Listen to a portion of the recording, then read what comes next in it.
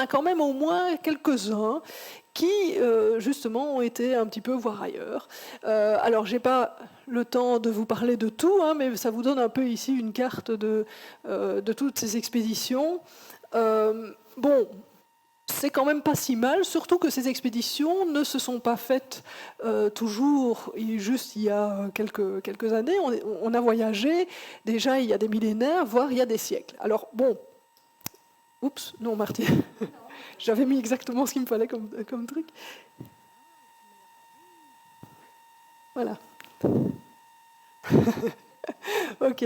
Donc, on va voyager, mais alors, il faut vous rendre compte que si vous voyagez maintenant, vous pensez un peu à vos vacances, tranquille, on prend l'avion, c'est sympa, tout ça. Bon, vous oubliez un peu tout ça, hein, parce que là, quand on voyageait il y a un certain temps, c'est en général beaucoup moins sympa. Okay, c'est généralement dangereux et ça prend un certain temps. Pour vous donner une idée, quand l'abbé Lacaille est parti de l'Observatoire de Paris au Cap de Bonne-Espérance, eh bien, bon, il a pris le bateau, évidemment, et le bateau, on ne le prend pas à Paris, on le prend à Lorient. Pour faire Paris-Lorient, il a mis 8 jours. Okay, donc vous voyez un peu l'idée. C'est pas des voyages super simples, super faciles et qui vont se faire comme ça en juste une semaine ou deux. Et d'ailleurs, c'est qui va me permettre de vous poser en fait une première question, juste pour que vous ayez, enfin pour vous mettre un peu le cadre. Hein. À votre avis, qui est parti le plus longtemps? Alors, je vais vous faire des propositions. Je vous propose l'Américain Gillis quand il est parti au Chili, le Français Le Gentil qui est parti dans l'océan Indien, l'Écossais Piazzi Smith qui a été faire un tour à Tenerife, et le Français Gaudin des Oudonnées qui, lui, a fait partie de l'expédition du Pérou. Alors, on va voter. Alors, on ne va pas voter à main levée. D'accord? Parce que si on vote à main levée, il y en a qui vont tricher et qui vont copier celui d'en face. Donc je vais vous demander de mettre votre main devant vous comme ça. Comme ça, moi, je vous vois, mais personne d'autre. Okay? Donc, qui vote pour l'Américain Gillis au Chili? Mettez bien votre petite mimine comme ça devant. Qui vote pour le Gentil dans l'océan Indien? Okay. Qui vote pour Piazzi Smith à Tenerife? Et qui vote pour Gaudin des Oudonnées? Alors, il y a quand même quelques bonnes réponses, mais il y en a aussi qui n'ont pas voté. Ce qui n'est pas bien. Vous devez voter. Okay? Alors, celui qui est parti le plus longtemps, c'est Gaudin des Oudonnées. En fait, on pense souvent à Le Gentil, parce que c'est vrai qu'on a beaucoup médiatisé son expédition, et qu'il est quand même revenu après plus de 11 ans, hein, ce qui est quand même déjà pas mal. Et le Gaudin des Oudonnées, lui, il est parti en 1735 et revenu en 1773, ce qui fait 38 ans. Ça fait une belle expédition, vous voyez. Bon, alors c'est vrai que dans la même expédition, celui qui est revenu le plus rapidement, c'était Bouguer, et lui, il est revenu après seulement 9 ans.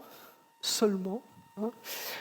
Enfin voilà, ils sont revenus, remarquez. Ce qui n'est déjà pas mal.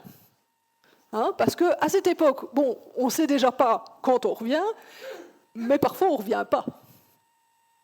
Donc, voilà, ça vous donne un peu une idée d'exploration, comme ça, c'est pas toujours super sympa. Je suis désolée d'avoir plombé l'ambiance, mais voilà. Alors évidemment, cette idée de voyager, je vais quand même essayer de vous convaincre que c'était quand même intéressant. Hein. Et globalement, toutes les expéditions dont je vais vous parler, elles ont une raison profonde. Parce qu'on pourrait se dire finalement, pourquoi partir? Ici, ailleurs, bon, c'est toujours le même ciel, hein, bon, pourquoi se déplacer finalement? Eh bien, quelque part, toutes les expéditions ont été faites pour pouvoir changer de point de vue. C'est vraiment la base, c'est vraiment changer de point de vue. Changer de point de vue sur plein de choses, hein, on va le voir.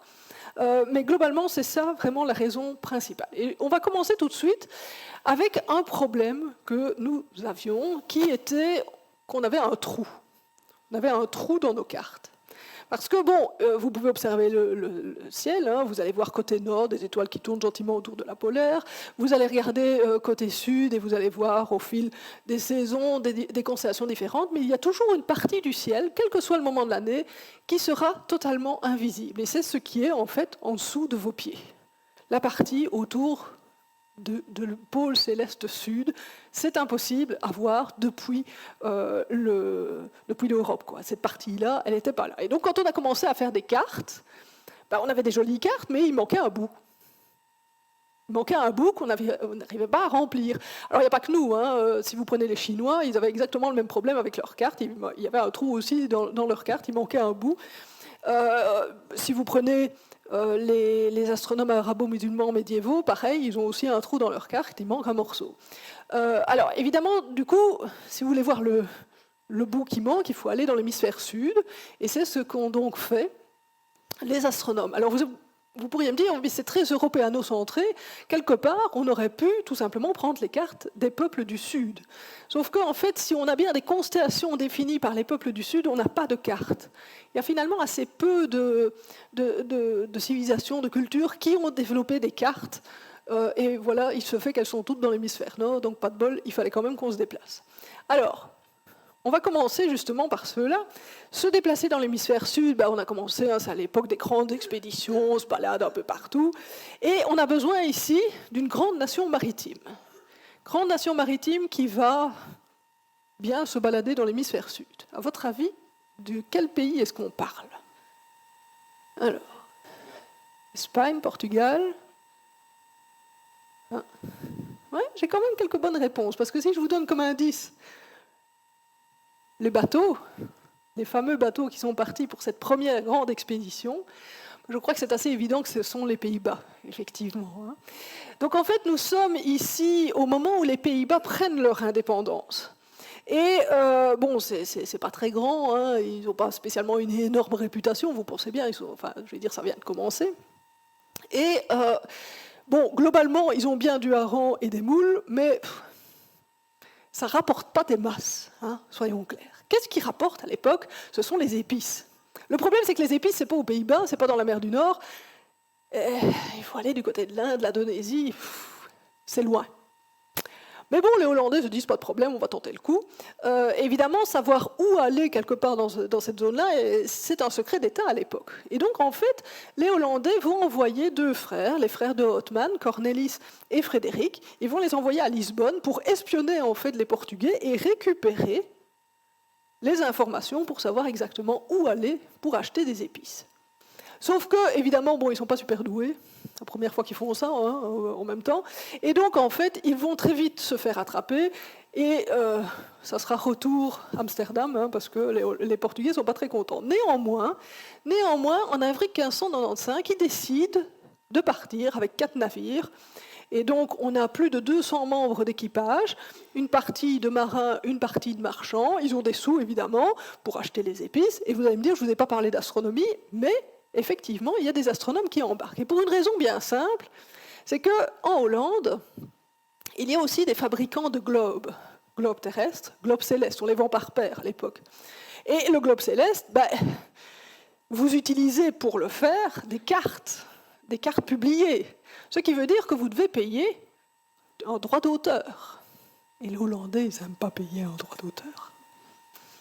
Alors, ils se disent, évidemment, si nous, on fait quelque chose de nouveau, d'original, on récupère, on comble notre trou qu'on a dans nos cartes, eh bien là, évidemment, nous, on aura de nouvelles cartes, et c'est les autres qui vont nous payer un copyright. Plus intéressant. Donc, un des Hollandais, un des fabricants, paie un astronome pour y aller, il en entraîne quelques autres, et ils partent. Ils partent pour les Indes. Alors évidemment, ils découvrent quand même assez rapidement que malheureusement, le cabotage en mer du Nord et se balader dans l'Atlantique et puis dans l'océan Indien, c'est pas exactement pareil. Donc en juillet, ils sont déjà tous malades, pratiquement. Alors, pas tellement malades du mal de mer, c'est pas là le problème en fait, mais ils sont malades du scorbut. C'est un truc auquel ils n'avaient pas pensé, évidemment. Et donc, dès qu'ils passent l'équateur, en fait, il y a déjà la moitié de l'équipage qui est pas très bien. Et donc, en fait, ils décident de s'arrêter du côté de la ville du Cap, mais ils n'arrivent pas à trouver légumes, fruits, etc. Donc, ils continuent jusqu'à Madagascar, et là, ils s'arrêtent, parce qu'ils sont vraiment en très mauvaise posture. Et à ce moment-là, ils enterrent même presque un tiers de l'équipage, 70 morts, parce que voilà, la situation est vraiment pas très bien. Donc ils décident de rester plusieurs mois, ils reprennent des forces tout doucement. Alors, dès qu'ils ont repris des forces, les choses vont un peu dégénérer, avec les locaux sur place, mais aussi entre eux, parce que finalement, les marchands, les marins sont plus tellement d'accord, il y en a qui veulent rentrer, il y en a qui veulent partir, devenir pirates, enfin bon, bref, c'est un peu la foire. Finalement, ils décident quand même de repartir. À ce moment, la tempête, du coup, ils sont obligés de revenir à Madagascar. Enfin bon, bref, ça va être un petit peu compliqué, mais pendant tout ce temps-là, l'astronome, lui, il observe tranquillement et il accumule les observations. Alors, ils continuent quand même leur chemin. Ils finissent par arriver, plus d'1 an après être partis, à Java. Et sur l'île de Java, ils arrivent dans un comptoir où sont les Portugais. Portugais, pas super heureux de le voir arriver, vous pensez bien. Hein. Ils avaient un monopole sur le commerce des épices, paf, voilà des concurrents. Donc bon, ça se passe pas très bien. Cornelis de Houtman n'est pas non plus extraordinairement diplomate, donc ça va pas du tout. Mais bon, globalement, ils quittent finalement le comptoir où ils sont et ils vont commencer à longer l'île de Java par le nord, ce qui ne va pas très bien se passer. Ils vont se faire attaquer par des Indonésiens. Un petit peu après, il y aura un groupe d'Indonésiens qui, eux, sont plutôt des gens sympas, mais comme ils ont été attaqués la dernière fois qu'il y a eu un bateau indonésien, du coup, ils attaquent en premier cette fois-ci. Enfin bon, bref, c'est un peu, ça se passe franchement pas très bien. Et du coup, en fait, ils sont obligés de sacrifier un des 4 bateaux parce qu'il n'y a plus assez de marins pour pouvoir s'occuper des 4. Donc ils continuent à 3, mais les marins ils disent non, là on en a marre, nous on veut rentrer aux Pays-Bas. Les marchands disent non, il faut qu'on continue jusqu'aux Moluques. Enfin bon, bref, ils se bataillent entre eux, ils finissent par arriver à un compromis, sauf qu'un des chefs des marins qui avait accepté le compromis dont les marins ne voulaient pas, est empoisonné. Donc là, ça refait encore un peu sur, la cerise sur le gâteau. Les marins en ont marre. Je ne veux pas dire qu'ils font grève, mais enfin presque. Et finalement, ils décident de s'arrêter juste à Bali. Ils achètent quelques épices et ils rentrent. Enfin. Alors, ils rentrent avec un tiers de l'équipage. Ils ont certes un petit peu d'épices, suffisamment pour rentrer dans leurs frais, je vous rassure, mais globalement, on ne peut pas dire que ça soit extraordinairement glorieux. L'année d'après, en fait, les frères de Houtman repartent. Cette fois-ci, ils vont à Sumatra. Et de nouveau, il faut bien avouer que le Cornelis de Houtman est très peu diplomate, donc ça va de nouveau dégénérer en grande bataille. Et Cornelis de Houtman va être tué par l'amiral du sultan, et j'ai bien dit l'amiral c'était une femme, figurez-vous. Et son frère, lui, va se retrouver en prison. Et comme il est en prison, il s'ennuie. Il ne sait pas trop quoi faire, alors il apprend la langue locale et il fait de l'astronomie. Il fait de l'astronomie, il commence à collecter encore un petit peu plus d'informations, et petit à petit, quand il va revenir, parce qu'il va finir par être libéré quand même, contre rançon, je vous rassure, ils ne sont pas fous non plus, les Indonésiens, et il va à ce moment-là pouvoir publier un livre qui explique la langue locale, mais il va à la fin publier un catalogue d'étoiles. Et à ce moment-là, en fait, on va avoir les Hollandais qui vont définir de nouvelles constellations, parce que si vous avez de nouvelles étoiles identifiées, on les groupe. Alors évidemment, on ne va pas utiliser la mythologie grecque, ça n'a pas beaucoup de sens, mais on va quand même faire dans l'exotisme. Alors l'exotisme, ça va être, par exemple, prendre un Indien, on va prendre aussi un caméléon, on va prendre un oiseau de paradis, on va faire un petit peu comme ça, exotique, autour du pôle céleste sud. Alors ça ne sera pas fini, c'est la première étape dans la cartographie de la zone sud, mais pas la dernière. Je vous ai parlé de l'abbé Lacaille tout à l'heure, qui était parti de Paris pour aller au Cap. Et en fait, il a observé depuis la ville du Cap.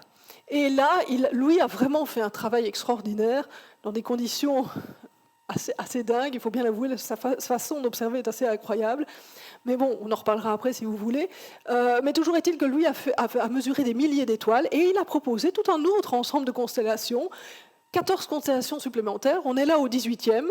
Au 18e, bon, la mythologie, c'est gentil, mais enfin, à part pour faire une petite peinture, on va quand même pas mettre ça en science, quoi. Et donc, il va mettre les traces du progrès avec de magnifiques constellations, comme par exemple la constellation de la machine pneumatique, ou ma préférée, le réticule rhomboïde. Enfin voilà, chaque époque évidemment a ses petites préférences. Ok, alors deuxième chose qu'on peut faire en se baladant, c'est en fait mesurer la Terre. Alors ça peut vous paraître bizarre de regarder le ciel pour mesurer la Terre, mais c'est en fait quelque part très logique. Si vous prenez ici sur ce schéma, vous voyez que quand on se trouve ici, là où se trouve la flèche mauve, on a l'étoile mauve au-dessus de nous. Si on est à la flèche verte, on a l'étoile verte au-dessus, etc., etc. Donc ça veut dire qu'en fait, à chaque endroit sur Terre, on voit le ciel de manière un petit peu différente. Et donc, en fait, si, ici, imaginez entre la flèche verte et la flèche mauve, imaginez, vous voyez le ciel qui bascule d'1 degré. OK ? 1 degré. Vous connaissez la distance entre la flèche verte et la flèche mauve. Pas de problème, vous multipliez par 360. 1 degré fois 360, vous avez un tour complet, et vous aurez la circonférence de la Terre. Alors évidemment, il faut mesurer sur Terre la distance entre la flèche verte et la flèche mauve, ce qui peut se faire de diverses manières. En utilisant le pas des chameaux dans les caravanes, c'est ce qui sera fait en Égypte. En utilisant le nombre de pas qu'on fait, c'est ce qui sera fait grâce au calife Al-Mamoun dans le désert de Syrie. Avec des chaînes d'arpenteurs, classiquement, c'est ce qui sera fait en Angleterre. Ou en France, ils vont partir de Paris vers le nord, sur la route Paris-Amiens, et là, le gars va compter le nombre de tours, de roues, de carrosses. Oui, je sais. Il y en avait plus que 17 000, donc faut y aller, faut pas en rater une, mais bon, voilà. C'est le genre de choses qu'on va faire. Le problème, c'est que vous voyez tout de suite que ça commence à devenir un petit peu lourd, très très rapidement, et donc il va falloir trouver mieux. Et pour ça, en fait, on va utiliser quelque chose de très simple. C'est ce qu'on appelle la triangulation. Alors la triangulation, elle part d'une règle finalement qui est facile, c'est que si vous avez une base que vous connaissez, de longueur donnée, et deux angles, vous ne pouvez construire qu'un et un seul triangle. Ça veut dire qu'avec la connaissance d'un côté et de deux angles, vous connaissez le troisième angle et la taille des deux autres côtés. Alors vous allez me dire, et alors ? Et alors, vous emboîtez les triangles. Vous mesurez un côté et les angles, et vous pouvez comme ça, de triangle en triangle, connaître la taille de tous les triangles, et à partir de là, déterminer ce qu'on appelle le degré de méridien, donc de combien vous bougez le long du méridien. Alors, le premier qui l'a fait, c'est Snell, Willebrood Snell, en Hollande. Il va utiliser, pour faire ces triangles, quelque chose de très simple, les clochers. C'est plat la Hollande, il ne va pas pouvoir prendre des grandes montagnes ou des repères comme ça, mais par contre les clochers, ça se voit très très bien en Hollande d'une église à l'autre, donc c'est facile, vous pouvez comme ça mesurer tous les trucs. Je ne sais pas si on va se mettre sur orbite, mais bon. C'est intéressant quand même. Je devrais changer de conférence, on devrait prendre celle sur l'espace, mais bon. Enfin bref, ceux qui vont être les champions à ce petit jeu, ce sont les Français, en fait. Les Français vont commencer, donc ils avaient déjà fait Paris-Amiens, ils vont refaire Paris-Amiens en triangulation, ils vont continuer jusque Dunkerque, et puis ils vont faire Paris-Collioure. Donc ils vont comme ça faire toute la méridienne de Paris, et puis ils vont même essayer de le faire dans l'autre sens, avec les longitudes, ce qui est beaucoup, beaucoup plus compliqué. Et c'est comme ça qu'ils vont refaire la carte de France, qui s'avère en réalité plus petite que ce qu'on pensait, ce qui va faire dire à Louis XIV que ces académiciens, lui, ont fait perdre plus de territoire que tous ses ennemis rassemblés. Mais bon, voilà. Alors évidemment, du coup, on commence, puisqu'on a des mesures de plus en plus précises, on commence à se rendre compte que finalement, la Terre n'est peut-être pas ronde. Ben oui, jusqu'ici, on avait toujours supposé qu'elle était ronde, mais quand on commence à comparer Paris-Dunkerque et Paris-Collioure, eh bien, on commence à arriver à l'idée que la Terre, elle est plate, aplatie en tout cas, à l'équateur. Aplatie à l'équateur. Ok, sauf qu'à l'Académie, il y a des gars qui ont entendu un Anglais qu'on appelle Newton, et qui lui dit mais si vous avez un machin qui tourne, gazeux, liquide, globalement c'est le contraire, c'est aplati au pôle. Et donc, grosse bataille évidemment à l'Académie entre les newtoniens qui disent c'est aplati au pôle et les autres qui disent nous on a mesuré, les gars, c'est aplati à l'équateur. Évidemment, c'est juste sur la France. La différence de latitude entre le nord de la France et le sud de la France étant pas énorme, ils se disent on va vérifier. On va vérifier en allant loin. Et donc l'Académie de Paris décide d'envoyer une expédition au Pérou. Au Pérou, ça va, on est sur l'équateur, c'est bon, là, on va vraiment aller loin. Mais les académiciens rebelles, les newtoniens, disent ouais, attendez. Nous, on va faire une expédition en Laponie. Donc eux, ils se dépêchent d'organiser le bazar, ils vont en Laponie, ils terminent fissa toutes leurs petites mesures. Alors la précision n'est pas extraordinaire, mais ils ont l'avantage de revenir après moins d'un an. Et ils ont la solution. Ils ont prouvé effectivement, la différence là de latitude est quand même conséquente, ils prouvent bien que c'est aplati au pôle. Pendant ce temps-là, les pauvres qui sont partis au Pérou, qui eux font des mesures super précises dans des conditions dantesques, eh ben, eux, ils auront la réponse 9 ans après, avec très peu de soutien de l'Académie, parce que, évidemment, après un an, ils ont la réponse, on se dit, bon, c'est plus la peine de les financer. Donc ils se retrouvent à l'autre bout du monde, sans argent, sans rien. Enfin, je ne vous raconte pas, il y en a un qui doit vendre ses vêtements. Apparemment, les vêtements, la haute couture française, ça marchait déjà à l'époque, hein, mais bon, enfin voilà, pour financer la science, c'est parfois un petit peu compliqué. Toujours est-il que, évidemment, une fois qu'on a ça, il faut comprendre pourquoi entre Paris-Dunkerque et Paris-Collioure, on s'est trompé. Et donc, ils vont refaire de nouveau la méridienne de Paris, et c'est là qu'ils vont se rendre compte que, les gars, la première chose à faire, c'est de calibrer vos mesures. Et si vous ne calibrez pas bien, forcément, après, il y a tout qui foire. Et c'est ce qui s'est passé, en fait, ils avaient mal calibré leur base, et du coup, ben voilà, pas de bol, ça a commencé à foirer pas mal. Mais bon, alors, ça n'est pas terminé, figurez-vous. Je vous ai dit que les Français avaient été champions dans cette histoire, et c'est pas une blague, parce qu'ils ont continué à mesurer la méridienne de Paris. Ils l'ont encore remesurée après la Révolution, parce qu'il faut vous comprendre qu'à l'époque, il n'y a pas d'unité qui est généralisée. Chaque village, pratiquement, a sa propre unité pour tout, de longueur, de volume, de tout. Okay, et à la Révolution, on va décider que ça serait bien d'unifier les unités, d'avoir une seule unité pour les masses, une seule unité de longueur, etc. etc. Et pour l'unité de longueur, on finit par proposer quelque chose qui est basé sur justement la longueur de méridien. Et comme là, évidemment, il s'agit de faire des poids et mesures, il faut être très précis, il recommence de nouveau la méridienne de Paris. Alors en 2 phases, la première phase juste après la Révolution, c'est un peu chaud, il faut bien l'avouer. Hein. Et puis la deuxième phase, ils vont le faire au tout début du 19e, avec celui que vous voyez là en photo, qui est à l'époque un tout jeune étudiant, qui s'appelle François Arago, qui terminera directeur de l'Observatoire de Paris. Mais à l'époque, il vient de débuter, quoi, hein. On l'envoie en fait dans le nord de l'Espagne pour allonger encore un peu plus la méridienne et avoir plus de précision. Alors, François Arago, comme son nom l'indique, ce n'est pas un nom très français, c'est un nom en fait espagnol. Ses parents ont quitté l'Espagne pour venir s'installer dans le sud de la France, et donc il parle évidemment la langue locale, ce qui est un avantage évidemment pour commencer à mesurer sur place.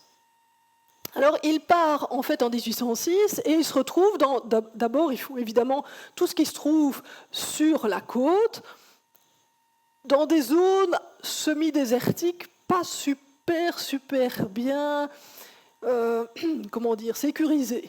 Et donc, on sait qu'il y a notamment des bandes de brigands, hein, et donc ils ont l'armée avec eux pour qu'on ne les tue pas, quoi, globalement, puisque ce sont des envoyés plus ou moins diplomatiques. Alors, il faut savoir que l'armée, elle est là pendant la journée. La nuit, je ne sais pas, ils supposent qu'il n'y a plus de brigands, il n'y a plus rien, voilà, hop, donc 8-16, quoi, et puis après, débrouillez-vous, quoi. Et par contre, les astronomes, ils restent sur place, donc bon, eux, ils sont bien obligés de rester dans les zones pas très nettes.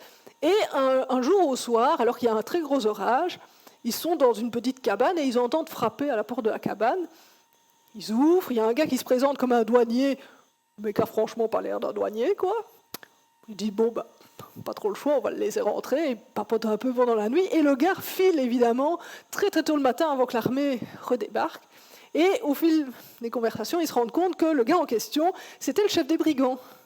Chef des brigands qui voulait savoir en fait ce que ces types étaient en train de faire, et donc bon, en papotant, ils ont fini par expliquer ce qu'ils faisaient, et donc ils ont compris qu'ils étaient totalement inoffensifs. En plus, ils n'avaient pas de sous, forcément, c'est des astronomes, donc bon, ça va.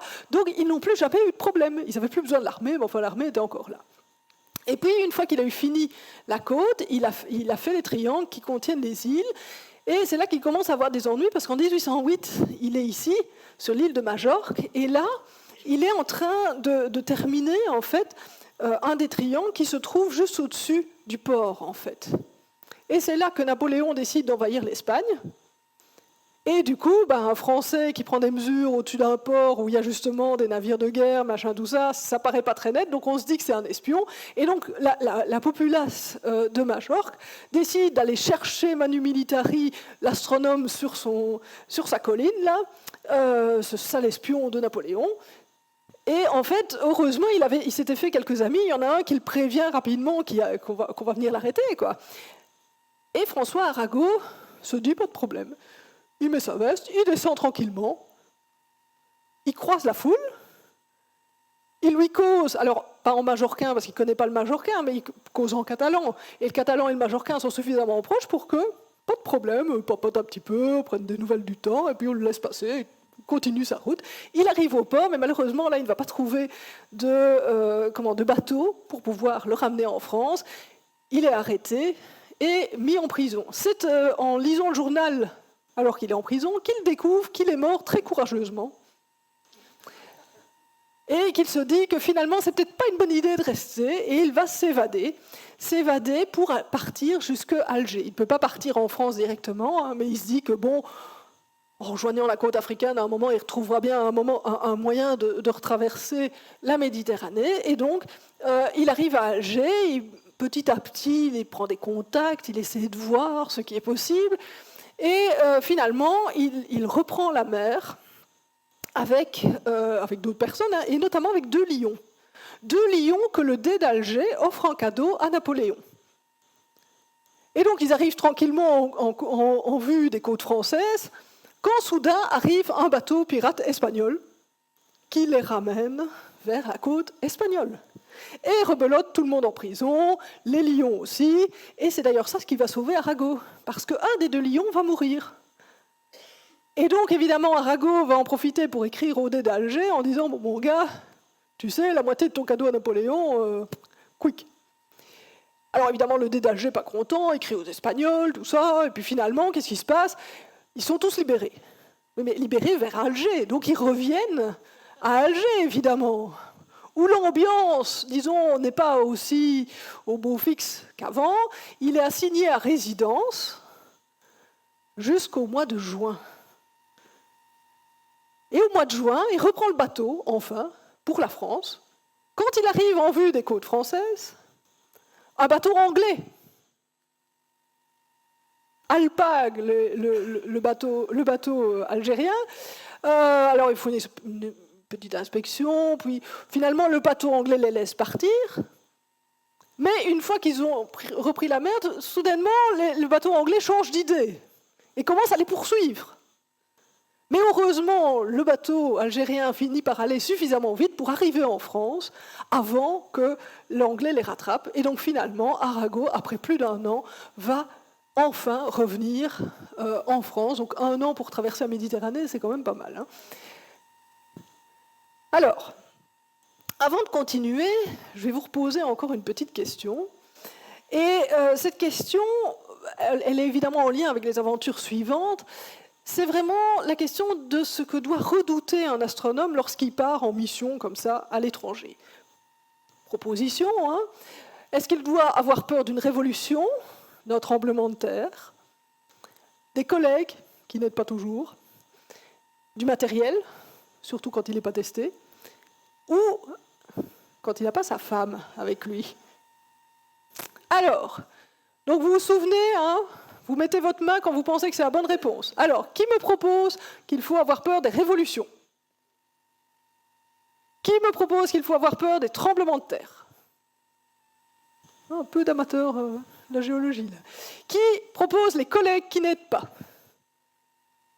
Okay. Qui propose le matériel non testé? Et qui propose l'absence de sa femme? Je ne crois pas qu'il y ait une bonne réponse, parce que la bonne réponse, en fait, c'est tout. Et nous allons le voir dans une minute, mais avant, il faut que je vous explique quand même pourquoi ils vont partir. Cette fois-ci, ils ne vont pas essayer de mesurer la Terre, ils vont essayer de mesurer la taille du système solaire. Et là, vous pouvez faire tout ce que vous voulez, mais c'est fini les chaînes d'arpenteurs et les tours de roue de carrosse, hein, là, c'est pas possible. Okay, vous devez mesurer à distance. Et comment est-ce qu'on va faire ça? Ben, finalement, de manière très simple, vous ne vous rendez pas compte, mais tous, vous êtes en train de faire ce genre de choses. Parce que vous avez 2 yeux.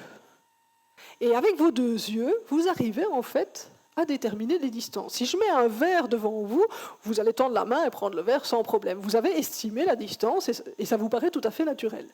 Alors, pour vous prouver que ça marche vraiment, je vais vous demander de tendre le bras, le pouce levé.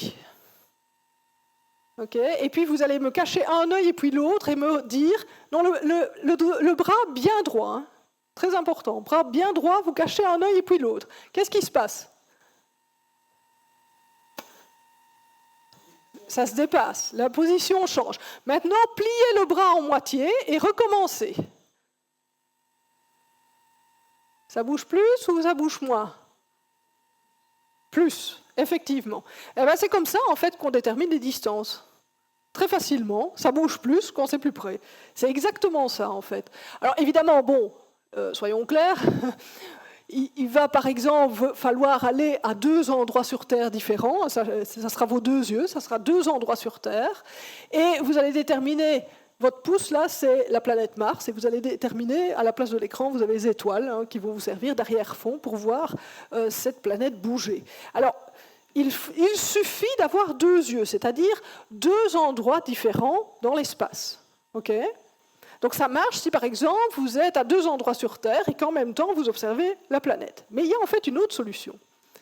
Il y a une autre solution qui est de rester au même endroit sur Terre et d'observer au matin et au soir. Pourquoi? Parce que la Terre tourne. Et comme la Terre tourne au matin et au soir, vous n'êtes pas aux mêmes endroits. Vous avez l'impression, parce que bon, vous êtes toujours à Liège, mais en fait non. Vous avez bougé. Vous avez bougé. Donc il y a 2 solutions et vous allez voir, on va avoir les 2 solutions qui vont être utilisées. Alors, on va utiliser cette technique évidemment avec des astres qui passent relativement près de la Terre, donc typiquement Mars, Vénus ou les astéroïdes, et on le fait au moment où ils sont le plus près, c'est-à-dire typiquement lorsqu'ils sont alignés avec le Soleil. Alors, évidemment, vous allez me dire, c'est bien, mais je détermine la distance entre la Terre et Mars ou entre la Terre et Vénus, mais bon, ça ne me dit pas la distance entre la Terre et le Soleil, par exemple. Eh bien, si. Eh bien, si, parce que figurez-vous, et ça on le sait depuis plus de 4 siècles, qu'on a dans notre système, qui est un système solaire, tout est dominé par le Soleil. Et donc, en fait, il y a une relation entre les paramètres des différentes planètes. C'est ce qu'on appelle la 3e loi de Kepler, qui est mise ici sous forme graphique. Et donc, ça veut dire qu'en gros, si vous connaissez la distance entre 2 planètes, vous avez tout le reste, les distances entre tout le reste. Donc, c'est vachement pratique. Vous en déterminez une et vous avez toutes les autres. Évidemment, il faut quand même au moins en déterminer une. Alors, c'est là que j'ai décidé de vous parler plutôt des expéditions du 19e siècle, qui sont un petit peu moins connues. Et je vais commencer par l'Américain Gillis, James Melville Gillis. Alors, James Melville Gillis, c'est assez important, c'est un militaire, mais c'est celui qui est le fondateur, enfin un des fondateurs, parce qu'il avait des chefs, un des fondateurs de l'Observatoire naval américain. Et c'est quelqu'un qui adore l'astronomie, qui aide beaucoup pour la fondation de cet observatoire et qui veut faire beaucoup de choses, et qui aimerait bien que les Américains fassent quelque chose un peu impressionnant. Et il se dit, finalement, les distances dans le système solaire sont encore mal connues, allons-y, on va déterminer ça. Alors, évidemment, il se dit, 2 endroits, il me faut 2 yeux. Bon, un, c'est Washington, forcément, donc il prend une carte de géographie, il prend le méridien, il descend, pouf, Santiago du Chili, ok, c'est bien, super, il y a des liaisons relativement régulières, ça va, quoi. Donc, il décide de partir à Santiago. Et à Santiago, il va s'installer sur ce que vous voyez ici, qui s'appelle le Cerro Santa Lucia. Si vous allez à Santiago aujourd'hui, c'est très joli. Une petite colline, il y a plein de petites balades, c'est très mignon. Franchement, c'est très joli, mais ça a été aménagé après. Là, ce sont des gravures d'époque, et ce n'était pas aménagé du tout. Bon, donc, il a fallu quand même un petit peu aménager, soyons clairs, ça n'a pas été super simple, mais bon, ils l'ont fait.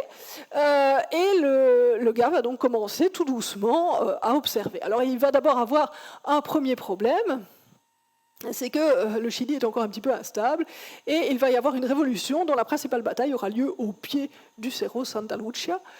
Donc, vous imaginez, vraiment grosse bataille avec les boulets de canon, tout le bazar. Bon, eux, ils sont en haut, ils restent en haut, en se disant, c'est pas le moment de descendre. Il faudra bien à un moment, parce que bon, il faut se ravitailler, machin, tout ça, c'est pas pratique, mais bon, ils attendent, et heureusement, la révolution se calme. Ils commencent leurs observations, ils ont bien calibré tout. Gillis, c'est un fanat, il va vraiment bien calibrer ses observations, mais il va se rendre compte que le Chili, eh bien, ça tremble. Et donc, évidemment, il a très très bien calibré, il sait exactement où se trouvent ces télescopes, sauf que, petit tremblement de terre, pouf, le télescope, ils ont changé de place. Et il doit recalibrer, et recalibrer à chaque fois que ça tremble, et ça tremble souvent.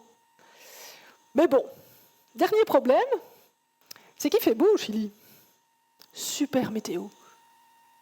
C'est pour ça qu'on installe des télescopes au Chili, hein, soyons clairs. Mais disons que le problème, c'est que nuit après nuit après nuit, au bout d'un moment, ils commencent à fatiguer. Et donc ils pleurent un peu pour avoir au moins un petit nuage et avoir un peu de calme. Ils vont finalement avoir un peu de répit. Mais globalement, sur les 3 ans qui vont rester, ils vont avoir énormément de belles nuits. Un peu trop d'ailleurs, mais ils auront des données qui sont absolument phénoménales, extrêmement précises, très bonnes. Gillis revient à Washington super heureux, avec des tonnes de données extrêmement précises. Il a en plus lancé l'astronomie au Chili, donc vraiment très content. Et c'est là qu'il découvre, évidemment, souvenez-vous, il faut 2 yeux, il fallait que les gars à Washington observent pendant ce temps-là. Sauf que, bon... Il faut bien observer une fois de temps en temps, mais pas très souvent. Et donc, en fait, ces merveilleuses données ne servent à rien. Les 3 ans de mesure sont achetés à la poubelle parce que les gars n'ont rien fait à Washington pendant ce temps-là. Alors, autre cas, un petit peu après, c'est un Écossais qui s'appelle David Gill, qui au départ est un horloger et astronome amateur, et qui, lui... Enfin, c'est un fanat d'astronomie, hein, au grand désespoir de son père qui voudrait qu'il reprenne l'affaire familiale. Mais bon, il va commencer à travailler dans des observatoires privés. Il va partir comme ça en 1874 dans l'océan Indien pour observer le transit de Vénus. Il va faire un petit essai avec des astéroïdes pour mesurer les distances, là aussi. Mais il s'intéresse surtout à 1877. 1877, c'est ce qu'on appelle une grande opposition de Mars qui va se produire. Grande opposition, ça veut dire que la distance entre la Terre et Mars est vraiment minimale. C'est le meilleur moment pour observer Mars. Alors, il se dit, OK, super, il ne faut vraiment pas rater, et soyons clairs, hein, on va l'observer. Et donc, il essaie de trouver un subside hein, pour pouvoir partir, et là, il réfléchit. Alors, la première chose, évidemment, il va faire les choses tout seul. Soyons clairs, il ne veut pas recommencer le coup du Chili chez Gillis. Hein, donc lui, il va prendre la deuxième option, c'est-à-dire rester au même endroit et observer le matin et le soir. Et comme il est extraordinairement précis dans ce qu'il fait, lui au moins il sait que ses observations seront précises au matin comme au soir. Donc pas de problème, pas de collègues, on évite ce problème-là. Bon, alors évidemment, il faut trouver un endroit où, entre le matin et le soir, vous avez bougé le plus possible. Alors, à votre avis, il vaut mieux aller du côté des pôles ou du côté de l'équateur? Où est-ce qu'on bouge le plus? Du côté de l'équateur. Alors, il va regarder hein, sur la ligne de l'équateur, il va trouver une petite île. Une petite île qui s'appelle Ascension. C'est pas une île super sympa, même encore aujourd'hui, hein, mais bon, voilà. C'est pratique au niveau du positionnement. Il se dit super, on va aller là. OK, donc il prévoit l'île d'Ascension. Et juste avant de partir, vu qu'il avait eu des sous, notamment de la Société astronomique royale, qu'est-ce qu'il doit faire? On lui dit, écoute, avant de partir, là d'Écosse, tu descends un petit peu avant de prendre le bateau, tu t'arrêtes à Londres et tu nous fais un petit exposé sur ce que tu vas faire. Alors, il faut le dire, il n'avait pas envie. Hein.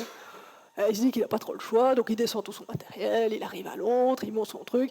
Puis il réfléchit, il se dit, finalement, tant qu'à montrer les instruments, autant les montrer comme ils seraient mis à Ascension. Parce que les instruments, en général, vous avez un axe. Et cet axe de l'instrument optique, vous allez le rendre parallèle à l'axe de rotation de la Terre. Donc ça veut dire que si vous êtes au pôle Nord, il est tout simplement perpendiculaire au sol. Si vous êtes chez nous, il est à peu près mis comme ça, quoi. Et si vous êtes à l'équateur, c'est horizontal. Alors, il a une lunette qui est adaptable à toute latitude, grâce à une vis. Donc, il se dit, pas de problème, hein, il suffit de tourner la vis. Il tourne la vis, il tourne. Et puis, à un moment, il a la vis en main. Et que fait, évidemment, la lunette hein, oui, elle n'est plus tenue par rien du tout. La vis, il l'a en main, c'est foutu. Alors là, il panique un peu. Hein. Alors, il faut savoir que tout simplement, le constructeur avait fait des économies. Alors oui, adaptable pour toute latitude, évidemment, ça fait un beau slogan publicitaire, mais dans la pratique, il savait que, globalement, les gars, ils allaient, peut-être aller en Écosse, dans le Nord, hein, ok, ou peut-être éventuellement aller en vacances en Italie, mais pas besoin de plus, quoi, hein, ok. Donc ils ont fait des économies. Ils ont mis une vis plus courte. Mais ça n'arrange pas Gillis, évidemment. Lui, il avait besoin d'une longue vis. Donc, pas de bol, son instrument est par terre, il n'y a plus d'instrument et il part le lendemain.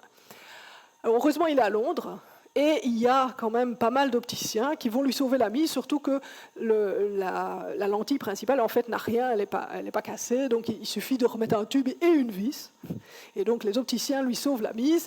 Si ça s'était produit à Ascension, ben là, c'était fichu, parce qu'à Ascension, il y a globalement une garnison, hein, et c'est tout. Ne cherchez pas d'opticien, de fabricant de vis ou tout ce que vous voulez, il n'y a rien.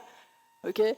Donc son instrument aurait été par terre la première nuit et son truc aurait été fini.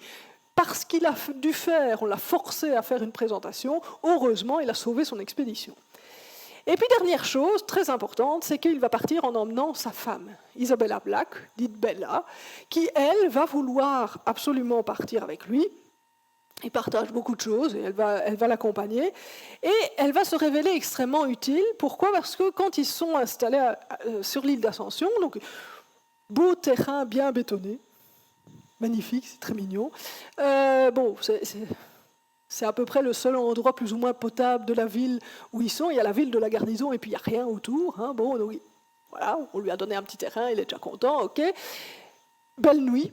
Pas de problème, il fait très beau, franchement, toute la journée, il fait très beau, grand soleil, tout ça. La nuit, il fait relativement beau, sauf qu'il y a un nuage qui commence justement au coucher du soleil et qui s'installe pile au-dessus de lui. Or, là où est Mars, pile au-dessus de lui. Et donc il est fichu, évidemment, et là où il veut observer Mars, ben, il a un gros nuage. Alors, il désespère, hein, de nuit en nuit, nuit après nuit, il y a toujours son gros nuage et tout. Et pendant ce temps-là, sa femme, elle réfléchit.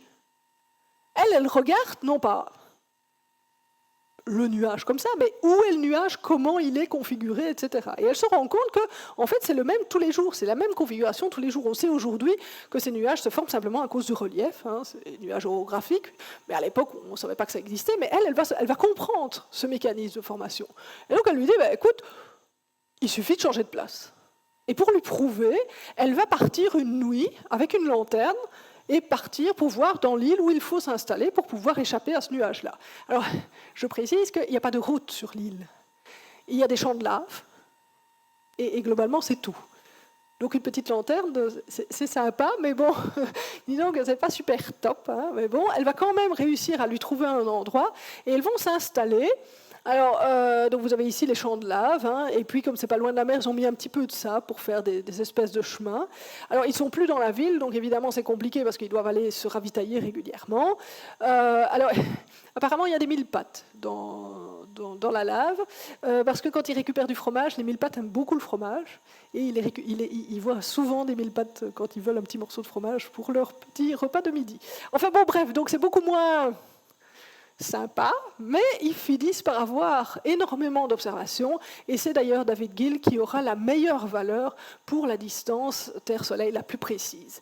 Il recommencera en fait quand il sera devenu directeur de l'observatoire du Cap, donc de la ville du Cap en Afrique du Sud, et recommencera non pas avec Mars cette fois-ci, mais avec les astéroïdes, et donc c'est lui qui va garder pendant tout le 19e, c'est lui qui va garder le record de précision. Mais il faut savoir qu'il va aussi mesurer la taille de la Terre et la distance des premières étoiles, les étoiles les plus proches. Donc c'est un des rares astronomes qui a mesuré la Terre, les planètes et les premières étoiles. C'est quand même assez rare. En plus, il l'a fait avec une très très bonne précision, donc c'est un peu particulier. Ok, qu'est-ce qu'on peut faire encore d'autre en se déplaçant ? Eh bien, on peut prouver une théorie, et pas n'importe quelle théorie. Je parle ici de la relativité générale d'Einstein. Toute la question était de savoir, évidemment, qui avait raison au niveau de la description de la gravité. Est-ce que c'était Newton ou est-ce que c'était Einstein ? On est ici au début du XXe siècle. Einstein propose des trucs qui ont l'air quand même vachement bizarres pour tous les autres physiciens. Hein. Ils n'ont pas trop confiance, il faut bien l'avouer. Et bon, Einstein dit, oui, mais je vous propose des tests pour prouver que j'ai raison. Premier test, c'est ce qu'on appelle l'avance du périhélie de Mercure. Alors, en fait, si vous regardez, Mercure, la façon dont il tourne autour du Soleil, c'est pas qu'il revient toujours au même endroit, c'est qu'en fait, l'orbite, elle tourne. D'accord ? Elle tourne un petit peu. Et de combien elle tourne, on peut le calculer. Ça vient principalement de l'influence des autres planètes. principalement Jupiter et Saturne, les grosses planètes du système solaire. Donc on peut le calculer avec Newton, on a ce fameux basculement qu'on peut comme ça mesurer assez facilement. Le problème, c'est que ce qu'on prédit et ce qu'on observe, il y a une petite différence. Oui, pas énorme, mais il y a quand même une petite différence. Et Einstein, lui, avec sa théorie, arrive pile à la bonne valeur. Ouais, mais le problème, c'est qu'il y arrive après qu'on ait observé. Et donc les gars disaient, ici à quelle valeur il faut arriver? Il a tripoté ses équations pour arriver à la bonne valeur. Ah, alors Einstein a beau dire le contraire, tout le monde est persuadé qu'il a tripoté les trucs, et donc, test pas valable. Deuxième test, ce qu'on appelle le décalage gravitationnel. Donc les signatures lumineuses, quand on observe des astres massifs, par exemple le Soleil, devraient être décalées vers le rouge. Sauf qu'il y a des gars qui, du coup, se mettent à observer le Soleil et qui disent, là c'est décalé vers le rouge, là c'est décalé vers le bleu, ou alors il y a un gars qui dit que c'est décalé vers le rouge, un autre gars qui dit que c'est décalé vers le bleu, bref, il n'y a plus personne qui est d'accord. Ça foire. Dernière possibilité, la déviation de la lumière. Alors, la déviation de la lumière, c'est une idée finalement assez simple, c'est que lorsque vous avez une étoile qui émet des rayons lumineux, le trajet de ces rayons lumineux va être courbé lorsqu'on arrive près d'une grosse masse. Et donc, vu de la Terre, on suppose, vu de la Terre, on a l'habitude de prolonger, les rayons ils vont en ligne droite, et donc en fait on pense que l'étoile elle est là, alors qu'en fait elle est là. Et donc, chose très simple, vous avez le système solaire. Quelle est la plus grosse masse du système solaire? Le Soleil. Donc, très simple, vous observez des étoiles quand le Soleil est là et quand le Soleil n'est pas là. Sauf que si le Soleil est là, vous ne voyez pas les étoiles. C'est emmerdant. Donc, il faut l'observer à un moment évidemment particulier qui est une éclipse. Donc là, au moment de l'éclipse, vous voyez enfin les étoiles puisque le Soleil est caché. Ok, très bien, Einstein est convaincu de l'affaire, il essaie de convaincre des astronomes. Bon, ça marche très moyen, mais bon, il arrive au moins à en convaincre quelques-uns, et en 1912, ils se disent on va tenter le coup. Ils vont voir au Brésil, ils ont de la pluie pendant l'éclipse. Donc ils ne voient pas des masses le soleil, soyons clairs, donc pas de bol. En 1914, fin août 1914, il y a une magnifique éclipse qui est visible depuis la Crimée. Alors, un des collègues allemands d'Einstein décide d'aller, avec tout son matériel, mais il arrive en Crimée. Et puis, début août 14, je crois qu'en tant que Liégeois, vous savez tous ce qui s'est passé, début août 14. Comment dire? Évidemment, tout le monde commence à se déclarer la guerre, et évidemment, il est à ce moment-là en plein milieu de l'Empire russe, un ennemi d'État, un Allemand, donc pas question, il est ramené Manu Militari hors de l'Empire russe, évidemment sans ces instruments qui ne reviendront d'ailleurs jamais. En 1915, c'est là qu'on se rend compte que finalement, heureusement que les deux éclipses, on n'a pas pu les observer, parce que Einstein, il avait fait une petite erreur de calcul. Il s'en rend compte seulement en 1915, mais en faisant ces équations, en fait, il a retrouvé la valeur de la déviation newtonienne. La vraie valeur, elle est 2 fois plus grande. Donc, si les deux éclipses n'avaient pas été ratées, on aurait pu prouver qu'Einstein avait tort. C'est con. Mais voilà, en 1915, il s'en rend compte, il prévient à nouveau tout le monde, attention, juste un facteur 2, c'est quoi en astronomie? C'est pas grave, voilà, bon les gars, il faut juste un petit peu mesurer plus précisément. Évidemment, on est en pleine guerre, c'est compliqué, mais les Anglais commencent à regarder les différentes éclipses et se rendent compte qu'il y en a une, en 1919, qui va être très bien. Pourquoi très bien? Parce que, évidemment, pour jouer ce jeu-là, il vous faut beaucoup d'étoiles. Et là, à ce moment-là, le Soleil est dans le taureau, et plus précisément dans la tête du taureau, l'espèce de V, ce qu'on appelle les Hyades. Il y a beaucoup d'étoiles, c'est très bien, c'est parfait. Sauf qu'évidemment, on est encore en pleine guerre, et donc, ils aimeraient bien, mais ils ne savent rien organiser. Ils doivent attendre l'armistice, et là, ils se disent, bon, allez, maintenant, c'est sûr, on y va, on prépare, et on se décide. Alors, ils regardent où doit avoir lieu l'éclipse. Alors, bon, en gros, vous avez le choix entre la jungle amazonienne, l'océan Atlantique et la jungle congolaise. C'est pas top pour les observations. Alors, ils vont quand même trouver 2 endroits, un qui se trouve sur la côte du Brésil, qui s'appelle Sobral, et une qui est l'île de Principe, qui est au large de l'Afrique. Donc, 2 endroits, il y aura 2 expéditions. Ces expéditions vont partir avec du matériel qui est pratiquement identique. Le matériel, les télescopes vont être couchés. Vous allez me dire, c'est emmerdant. s'ils sont couchés, ils ne peuvent pas pointer le soleil. Mais en fait, ils ont un petit miroir devant qui permet de ramener en fait, les rayons observés vers le télescope. C'est une configuration un peu particulière, mais qui a été choisie pour que les télescopes soient bien stables. Alors, les deux observations vont avoir lieu, hein, ils vont avoir, on va dire, relativement du beau temps. C'est là qu'ils vont se rendre compte qu'il y a un petit problème, c'est que quand le soleil est éclipsé, on voit la couronne solaire, qui est quand même assez lumineuse. Or, la déviation principale, la déviation maximale, elle se fait au bord du soleil. Eh ben ça, on ne pourra jamais mesurer les étoiles qui sont vraiment au bord. Il faudra aller plus loin, et là, la déviation est quand même un petit peu plus faible. En gros, voilà la patatoïde faite par une des étoiles mesurées à Sobral, et voilà la déviation, l'amplitude de déviation qu'il faut mesurer. C'est pas facile, hein. Donc ça va leur prendre quelques mois hein, pour analyser les observations, mais en novembre, les résultats sont clairs. Les deux équipes se sont occupées des données indépendamment, mais les deux arrivent à la même solution, qui est que c'est beaucoup plus compatible avec Einstein qu'avec Newton. Et donc du jour au lendemain, Einstein devient une star des médias. Il fait la une de tous les journaux partout dans le monde grâce à cette éclipse qui a été prouvée par des Anglais. Mais c'est une théorie allemande, ça fait très réconciliation, c'est fortement apprécié. C'est au point que certains vont, dans les années 70 et 80, mettre en doute en disant ils ont triché, alors qu'en fait pas du tout. Hein. Ça a été remesuré un certain nombre de fois depuis 1919 et à chaque fois on arrive au même résultat. Donc les équipes n'ont pas triché pour des raisons philosophiques quelconque, et c'était vraiment le résultat.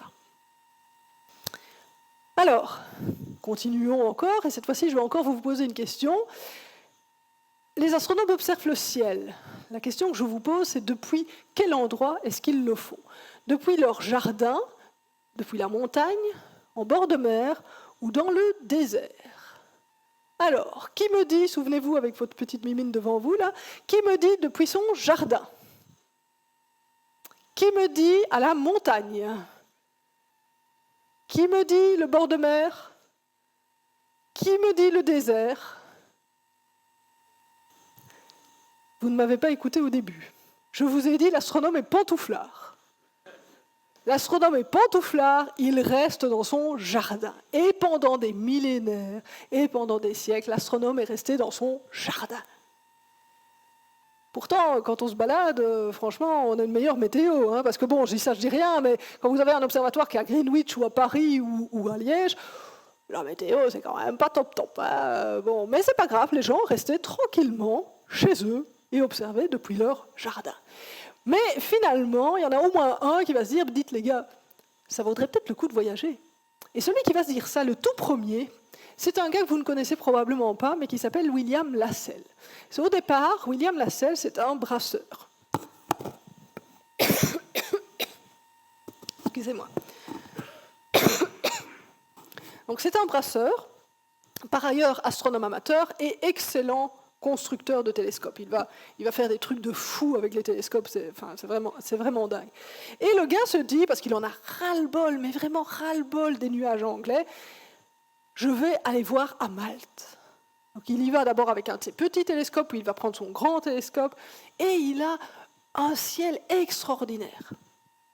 Et donc évidemment, quand il revient, il essaie de convaincre ses collègues en disant, les gars, il faut aller ailleurs, quoi. On ne peut pas continuer à observer depuis l'Angleterre, il faut partir. Tout le monde s'en fout.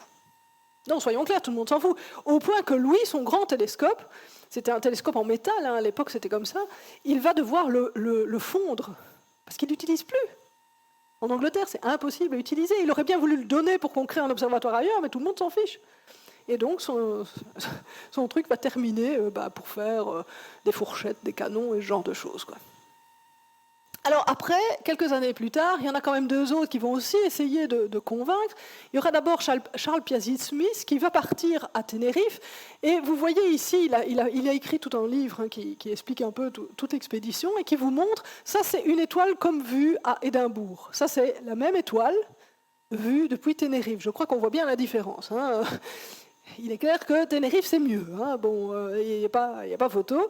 Mais lui aussi, quand il revient, il arrive à convaincre personne d'aller installer un télescope sur un volcan à Tenerife. Et quand le Français Jean Mascard, en 1910, va de nouveau retourner à Tenerife et va de nouveau essayer d'expliquer que les observations sont super et que franchement, il faudrait installer un télescope là-bas, tout le monde s'en fiche. Que voulez-vous, c'est comme ça, on n'a pas le choix. C'est ce qui va se passer, malheureusement. Il faudra encore attendre des décennies avant d'avoir un télescope installé à Tenerife. Entre-temps, il y en a quand même un qui va réussir à installer un télescope sur une montagne. Et celui-là, c'est un certain Jules. Alors, si on le prononce à la belge, c'est Jules Janssen. À la française, c'est Jules Janssen. Alors, c'est le directeur de l'Observatoire de Paris-Meudon, qui est un fanat de montagne. Hein. Il est clair qu'il a fait pas mal de choses. Lui, ce qu'il étudie surtout, c'est principalement les signatures lumineuses des éléments chimiques. Et bon, alors c'est difficile, à l'époque on ne sait pas encore trop toutes les identifier, mais il y a un truc qui le tracasse, c'est que régulièrement, quel que soit l'objet qu'il observe, il y a toujours des trucs qui reviennent. Alors bon, on pourrait se dire c'est simplement parce que c'est la même composition, mais ça l'embête quand même parce qu'il se dit finalement la lumière elle traverse notre atmosphère avant qu'on l'enregistre. Et l'atmosphère elle-même, c'est pas rien, c'est pas vide, il y a de la matière. Et donc cette atmosphère peut imprégner véritablement sa propre signature et l'ajouter aux signatures des autres éléments chimiques qui, eux, sont liés à l'astre. Et il va le prouver, figurez-vous. Il va le prouver en faisant des expériences. Alors les premières sont au bord du Léman, et puis il va faire des expériences dans des grands tubes à Paris, tubes généreusement prêtés par la Société du Gaz. Mais bon, toujours est-il qu'effectivement, il va montrer qu'il y a une signature qui est due en fait à l'atmosphère, et plus précisément à la vapeur d'eau dans l'atmosphère. Alors, c'est un gars qui va faire beaucoup d'observations depuis les montagnes, il va observer depuis les Alpes, il va observer depuis l'Etna, et il va également aller sur le plateau himalayen, notamment pour observer des éclipses. Et finalement, il va finir par se convaincre qu'il faut un observatoire sur une montagne. Et comme il est français, évidemment, où est-ce qu'il y a une grande montagne en France? C'est évidemment au Mont Blanc. Donc à partir de 1888, il veut installer un observatoire sur le Mont Blanc. Alors, il y a quand même un petit problème, c'est que d'abord, il n'est pas tout jeune, et qu'ensuite, il a un problème au pied. Alors, il va inventer un petit traîneau, très pratique, pour pouvoir être monté, et un autre dispositif qu'on appelle la chaise-échelle. Globalement, c'est une échelle, et puis vous installez des petites courroies, et vous êtes tranquillement installé comme ça. Et c'est comme ça qu'il va monter tout en haut sur le Mont Blanc, et pouvoir faire quelques observations, se rendre compte qu'effectivement le ciel est extraordinaire, et qu'il faut un observatoire sur ce fameux Mont Blanc. Alors il a un copain. Il a un copain à Paris qui vient juste de construire une tour, et qui s'appelle Gustave, et qui se dit, bon, finalement, je vais demander à Gustave de me faire les plans. Alors Gustave dit, ok, pas de problème, mais d'abord, moi, je veux savoir à combien de profondeur se situe le rocher. Ok, l'autre fait monter des gars avec des pelles, qui creusent. Et au bout d'un certain nombre de mètres, ils n'ont toujours pas trouvé de roche. Alors le brave Gustave Eiffel dit, moi, s'il n'y a pas de roche, je fais rien. Bon, alors Jules Janssen... Il se dit, ok, bon, je vais trouver un autre architecte. Il finit par en trouver un autre qui lui fait les plans d'un observatoire qui est en fait en kit, un peu façon Ikea. Il va d'abord le remonter ici à Meudon, et puis il va le redémonter, l'envoyer à Chamonix, et ils vont le remonter tout en haut du Mont Blanc. Et vous le voyez ici, l'observatoire enfin monté, le fameux observatoire du Mont Blanc. Mais Gustave Eiffel n'avait pas tort. Il ne voulait pas construire parce qu'il disait la neige va bouger. Et effectivement, vous êtes sur un sommet, vous avez de la neige qui s'accumule, vous êtes au sommet, donc que doit faire la neige? Elle va tomber, elle va couler petit à petit. Et donc évidemment, l'observatoire, petit à petit, va être entraîné par la neige. Et finalement, il faudra le démonter. C'est une des dernières vues de l'observatoire. Il faudra le démonter début du XXe siècle. Il y a une partie qui est encore visible au musée de Chamonix, pour ceux que ça intéresse, de revoir un reste.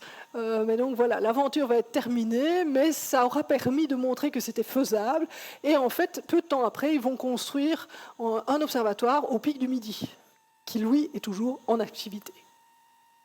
Alors dernière chose, pourquoi se déplacer sur Terre? Eh bien, pour trouver des machins qui sont tombés sur Terre, des traces d'impact. Là où le ciel nous est tombé sur la tête, comme diraient les Gaulois. Hein, bon, alors il y a des cas connus. Vous avez probablement entendu parler de cet endroit en Sibérie, hein, en Tunguska, où on a eu un très très gros événement. Alors probablement une comète ou quelque chose, en tout cas avec beaucoup de glace, qui est tombée il y a à peu près un siècle et qui a explosé un peu en altitude et qui a aplati toute une partie de la forêt sibérienne. Eh bien, je ne vais pas vous parler de cette expédition qui a trouvé ça, mais je vais en prendre une autre. Je vais en prendre une autre qui est beaucoup moins connue. C'est l'histoire d'un espion anglais en Arabie. Alors, il ne s'appelle pas Lawrence. Figurez-vous que les Anglais avaient envoyé plusieurs espions pendant la Première Guerre mondiale. Celui-ci s'appelle Sir John Philby.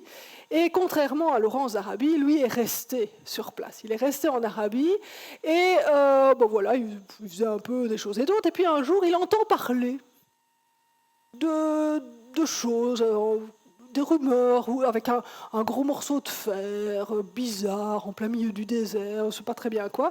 Et lui pense à une légende qui fait partie en fait du Coran, avec une mythique cité qui aurait été détruite par le feu de Dieu. Et bon, lui se dit que toutes les légendes ont un fond de vérité, et donc il se dit il y a certainement eu une cité qui s'est fait détruire, hein, genre Sodome et Gomorrhe, mais version islamique. Ok, on va aller dans le désert pour essayer de le trouver. Et donc il part comme ça en 1932. Alors il n'a pas bien choisi le moment de partir, c'est juste avant le début du Ramadan, ce qui fait qu'il se retrouve en plein désert, à ne pas pouvoir boire pendant la journée. Je peux vous dire que de toute l'expédition, donc il n'y avait que lui qui était occidental, mais de toute l'expédition, il n'y en a que 4, dont lui d'ailleurs, qui respecteront en fait les préceptes et qui ne boiront pas pendant la journée, parce que ça a été extrêmement difficile, évidemment, vu les conditions. En journée, il fait super chaud, et figurez-vous que la nuit, l'eau gèle. Donc c'est évidemment extrêmement éprouvant, mais à un moment, il finit par tomber sur quelque chose. Et voilà ce qu'il écrit au départ dans son carnet, un volcan au milieu du Rub al-Khali, et il a 2 cratères. Et on a les photos, hein, voici les photos d'époque d'un de ces cratères. Et ceci dit, ça l'embête, cette histoire de volcan. Il regarde, alors il a les gars qui sont avec lui, les chameliers, qui lui amènent des morceaux de verre. Et ces morceaux de verre, les chameliers, pour eux, puisque l'autre cherchait une cité, ils disent mais c'est les bijoux des dames qui vivaient là. Et puis c'est quand même bizarre cette affaire, il n'y a pas un silex. Alors qu'il sait qu'on a trouvé des zones habitées dans le désert avec justement des morceaux de flèches, des silex, des trucs, des peintures, enfin il y a plein de choses, quoi. Donc ici il n'y a rien, quoi. Il y a juste ces morceaux de verre. Et puis finalement il trouve un morceau de fer. Il dit ouais non. C'est pas un volcan. Et il a un petit magazine, un journal scientifique sur la géographie qui parle justement des météorites. Et là, il fait le lien, évidemment, il dit c'est pas un cratère de volcan, c'est un cratère d'impact. Ce qui a d'ailleurs créé ces morceaux de verre, hein, c'est quelque chose d'assez régulier. Et donc il récupère les morceaux de verre et surtout les morceaux de fer qu'il a et le fait expertiser. Effectivement, c'est bien un cratère d'impact. Aujourd'hui, en fait, il a été réanalysé. On a retrouvé des morceaux avec beaucoup de métaux qui sont beaucoup plus gros. Alors il faut savoir par contre que la visibilité des cratères dépend du moment où vous allez. Parce que les dunes bougent. Et il y a des moments où on voit mieux les cratères et des moments où on les voit moins bien. Donc si jamais ça vous intéresse, je vous préviens que choisissez bien votre moment. Il se peut que vous ne voyez quasiment rien. Et puis il y a d'autres moments où vous allez voir 4 cratères, parce qu'il y en a au moins 4 qui ont été recensés. Alors je terminerai en vous disant qu'effectivement ici, au XXIe siècle, on pourrait se dire un peu que c'est la fin de l'aventure, quoi, hein, globalement. Vous pouvez voyager, bon, si vous allez au Chili, vous allez tranquillement jusqu'à Zaventem, vous prenez l'avion. Quand vous arrivez du côté du Chili, globalement, vous prenez le car pour aller à l'observatoire, tranquillou pilou.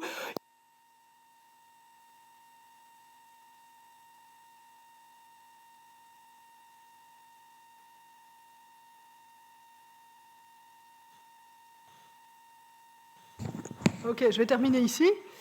Donc, qu'est-ce qu'on peut encore aujourd'hui faire comme aventure? Bon, c'est clair que ce n'est pas en se déplaçant sur Terre, en tout cas très rarement, à part un seul endroit où on fait de l'astronomie et qui n'est quand même pas si simple que ça, qui est l'Antarctique.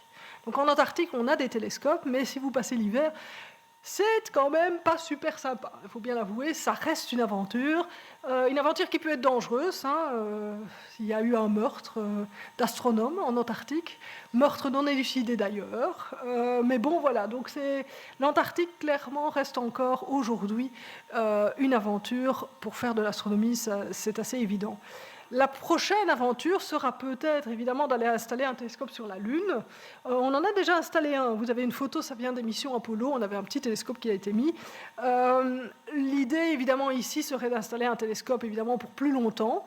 Alors, le problème, c'est que généralement, on a quand même quelques contraintes, donc on voudrait aller dans des cratères qui sont toujours dans l'ombre, qui sont bien installés, qui sont sur la face cachée, comme ça on n'a pas de problème avec tout ce qui peut venir de la Terre. C'est très bien. Le problème, c'est que les mêmes cratères sont extrêmement intéressants pour ceux qui recherchent, par exemple, de l'eau. Et donc, je ne sais pas si vous avez vu le film Ad Astra, mais à un moment, qui est très nul, d'ailleurs, soit dit en passant, mais bon, il y a un moment, une scène où ils se poursuivent comme ça à la Jeep lunaire sur la Lune. Eh bien, typiquement, c'est ce qui risque d'arriver. Soyons clairs, on n'a pas de loi, de traité très clair sur ce qui peut être fait ou pas. Il y a beaucoup de lois locales qui ont été passées ou qui disent en gros, faites ce que vous voulez. Et donc, globalement, on va quand même avoir quelques petits problèmes. Et donc, c'est clair que là, si quelqu'un veut installer un télescope sur la Lune, bonne chance. Bref, j'espère vous avoir convaincu que les astronomes ont quand même de temps en temps voyagé. Ils ne l'ont pas fait juste pour aller se balader, mais vraiment pour découvrir des choses, pour essayer d'en apprendre plus, mais que ça n'a évidemment jamais été si simple que ça. Les aventures ont vraiment été difficiles, mais ils l'ont fait quand même. Merci.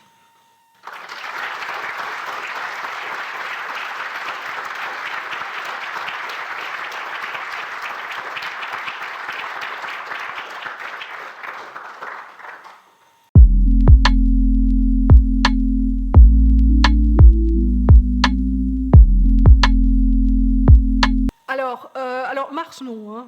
Mars, vous pouvez aller faire de la géologie, étudier Mars, tout ce que vous voulez, mais vous ne mettez pas de télescope. Il y a beaucoup trop de poussière. C'est une calamité. Donc, non, on n'installe pas. L'idée est d'installer des télescopes sur la Lune, mais certainement pas sur Mars. Sur les lunes de Mars, ça peut se discuter, mais en tout cas pas sur Mars lui-même.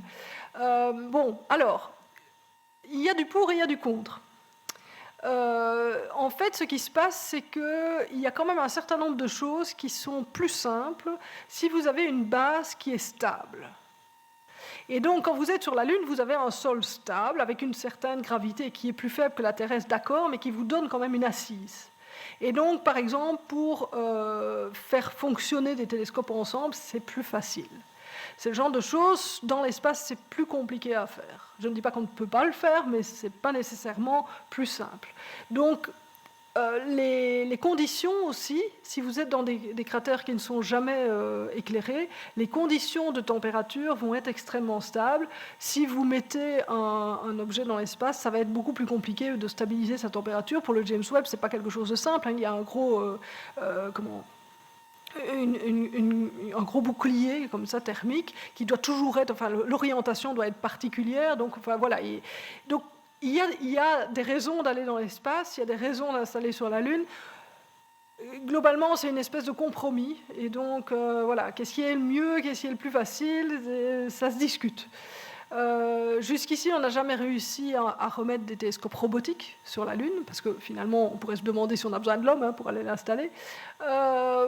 Et donc, ça reste envisageable, mais pour le moment, soyons clairs, on préfère quand même les projets qui sont soit sur Terre, soit dans l'espace.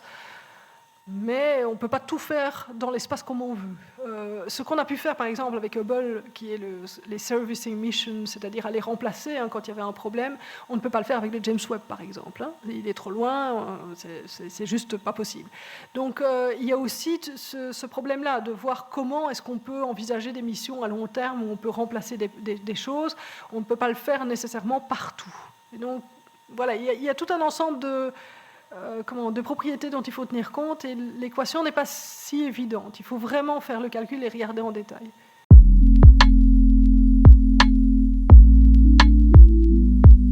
souviens de ce que j'ai fait avec le...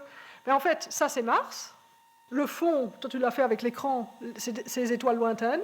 Et tes deux yeux, c'est soit 2 endroits sur Terre, comme par exemple Washington et Santiago, ou soit l'île d'Ascension au matin ou l'île d'Ascension au soir. Donc ils mesurent en fait pendant, pour bien faire, pendant toute la nuit, hein, ils observent le plus longtemps possible, en mesurant bien quelle heure il est.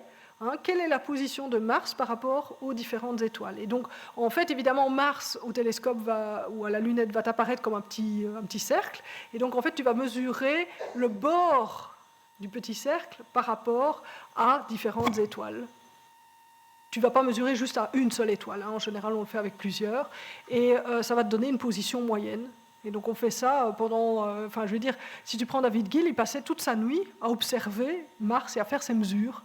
Et recommencer les cycles, toutes les 10 minutes à peu près, recommencer, et on remesure, et on remesure, et on remesure, comme ça pendant des heures. Ça peut paraître chiant, mais c'est comme ça qu'il arrive à avoir une bonne précision. C'est simplement ça, c'est vraiment la même chose que le pouce. C'est juste voir Mars qui se déplace par rapport aux étoiles.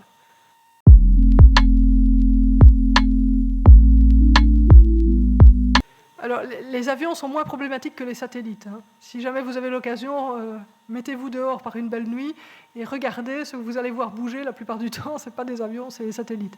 À l'heure actuelle, c'est vraiment l'horreur. Oui. Oui, tout à fait. Oui, donc le ciel est beaucoup moins dégagé qu'il y a quelques décennies, voire même qu'il y a juste 5 ans, en fait. Au niveau des Starlink, c'est un peu la cata, il faut bien l'avouer. Mais bon, enfin voilà, on vit avec, on n'a pas le choix. Qu'est-ce qu'on peut faire? Parce que ce genre de choses, les avions, les satellites et tout, vous l'avez aussi au Chili. Donc ça, Liège n'est pas privilégié, je vais dire, à ce niveau-là. Alors, en fait, il y a encore des choses qu'on peut faire. Alors d'abord, évidemment, les observations qu'on vous propose ici sont plus des observations pour découvrir le ciel. Donc ça, évidemment, vous pouvez le faire sans trop de problèmes, voir les planètes et par exemple, quelques paires d'étoiles doubles depuis le centre-ville de Liège, malgré la pollution lumineuse, c'est possible. Observer la Lune au télescope depuis le centre-ville de Liège, ça ne pose aucun problème. Si vous allez, je vais dire, en Ardennes, dans des zones un petit peu plus éloignées, justement, des zones éclairées, bon, là, vous pourrez regarder des nébuleuses, des galaxies, sans trop de problèmes, mais vous n'allez pas faire vraiment de mesures scientifiques dessus. Alors, quel type de mesures est-ce qu'on peut encore faire? On a des collègues qui travaillent, par exemple, sur les météores, donc les étoiles filantes, et donc ça, on peut le faire depuis la Belgique sans trop de problèmes. Vous n'observez pas en visible, en tout cas pas principalement. Donc là, ça va. Et même dans le domaine visible, en fait, j'ai travaillé récemment avec un astronome amateur flamand. Alors, il n'était pas le seul, il y avait aussi un Espagnol et il y avait des Français. Et eux, en fait, ont observé pour moi une étoile qui est très brillante. Et c'est le genre d'objet qu'on ne peut plus observer dans des observatoires professionnels. Les télescopes sont trop grands, en fait, et les étoiles brillantes, elles envoient trop de lumière. Donc, il faut des petits télescopes pour le faire. Et ça, les astronomes amateurs peuvent encore le faire. Donc, on a un certain nombre d'astronomes amateurs qui font de l'astronomie scientifique et qui font soit des mesures de luminosité, soit, et c'était le cas du Flamand et de ses collègues, là, font des mesures, je parlais des signatures lumineuses, c'est ce qu'on appelle la spectroscopie. Eh bien, ils faisaient ce genre d'observation. Et donc là, de temps en temps, évidemment, il fait mauvais. De temps en temps, il y a des cirrus, c'est pas extraordinaire, mais c'est suffisant pour qu'on puisse avoir des informations intéressantes et dignes de publication sur des étoiles brillantes. Donc on fait encore, même dans des endroits en Europe qui ne sont pas particulièrement privilégiés, des mesures qui peuvent être utiles à la science, parce que observer des étoiles brillantes avec des suivis toutes les semaines pendant 1 an, 2 ans, 10 ans, vous pouvez courir pour l'avoir à un observatoire professionnel. Mais les amateurs vont le faire.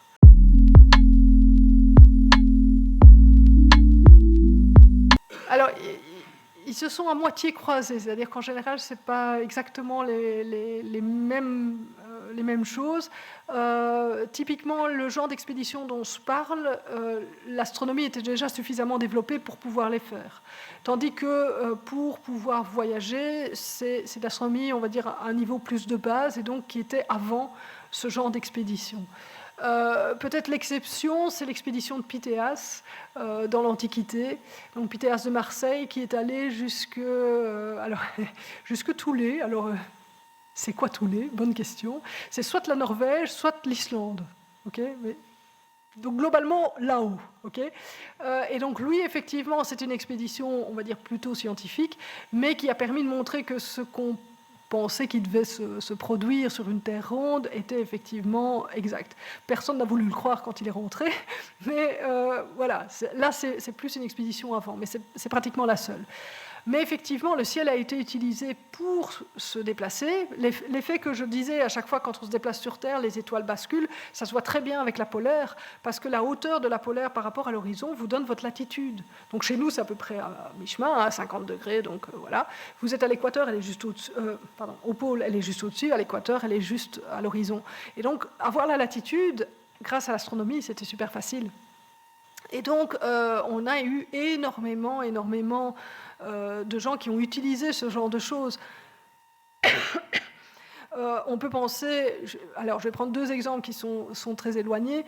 On peut penser par exemple au monde arabo-musulman au Moyen-Âge qui va beaucoup développer les astrolabes parce que justement de l'Inde jusqu'à l'Espagne, on va avoir des gens qui vont se balader et qui doivent évidemment d'abord trouver leur chemin, mais aussi prier aux bonnes heures, prier en étant tourné vers la Mecque, etc. Et donc tout ça va avoir besoin d'astronomie pour se faire, et donc les astrolabes vont être développés pour pouvoir justement faire toutes ces fonctions astronomiques. Et l'autre exemple que je peux prendre, c'est la Polynésie. Donc la Polynésie, c'est un grand triangle, hein, Hawaï, la Nouvelle-Zélande et l'île de Pâques. C'est un énorme triangle sur l'océan Pacifique, et dans cet océan Pacifique, vous avez plein de petites îles, mais on ne les voit pas de l'une à l'autre, quoi. Et donc ils vont développer une structuration du monde assez particulière et évidemment beaucoup développer l'astronomie pour se déplacer. Alors, il n'y a pas, en fait, chez eux, il n'y a pas de terme pour dire astronome. Le terme de celui qui voyage et qui utilise les étoiles, c'est navigateur. Et donc le navigateur connaît les étoiles, connaît les courants marins, et comme ça peut faire Hawaï, Tahiti sans problème. Il faut savoir que dans tout ce triangle-là, c'est vraiment une unité culturelle très forte au niveau de la langue, au niveau des échanges. Hein. On retrouve des trucs qui viennent d'Hawaï du côté de Tahiti, et inversement. Enfin, je veux dire, on sait qu'il y a eu des échanges commerciaux sur l'ensemble du triangle polynésien, ce qui montre bien qu'ils savaient très, très bien se débrouiller. Donc on a vraiment deux endroits, en tout cas, où ils ont développé ça extrêmement fort. Donc oui, l'astronomie a été utilisée et ça a continué parce que jusqu'à il y a peu, on l'utilisait encore. Et quand je dis il y a peu, je vais prendre un exemple. Alors ça va vous paraître un petit peu extrême, mais lorsque les astronautes étaient sur la Lune, ils avaient pris des leçons de sextant pour pouvoir en fait s'orienter grâce aux étoiles. Et donc, dans le voyage, mais aussi sur la Lune, ils utilisaient des sextants pour vérifier où ils étaient, comment ils étaient orientés, etc. Mais bon, jusqu'au 19e, on utilisait sans problème hein, ce genre d'instruments astronomiques. Les astrolabes, on en a refait 18e sans problème. Et le seul problème, c'est la latitude, c'est facile. La longitude, c'est beaucoup plus compliqué. Et on va tester des méthodes astronomiques. L'abbé Lacaille, dans son voyage là, jusqu'au Cap, et encore après il a poussé jusqu'à l'île de la Réunion, en fait il va développer une méthode de calcul qui utilise la Lune pour essayer d'estimer la longitude, parce que, en gros, à l'époque, il n'y avait pratiquement rien, et sa méthode va être une méthode très très pratique. Donc lui a voyagé pour tout à fait autre chose, mais il a permis d'améliorer aussi une autre méthode en parallèle. Donc voilà, on va utiliser jusqu'au 18e, c'est sûr, au 19e il y a encore beaucoup. Et même au XXe siècle, pour les astronautes, ils ont encore fait de la mesure à l'œil, hein, de la mesure en utilisant les étoiles.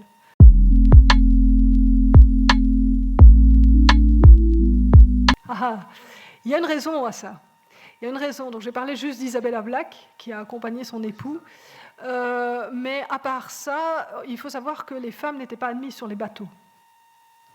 Et donc, les femmes ne pouvaient pas voyager. Raison très simple et très claire pour laquelle il n'y a pas de femmes dans ces expéditions, à part Isabella Black. On est au 19e, ça a un petit peu changé.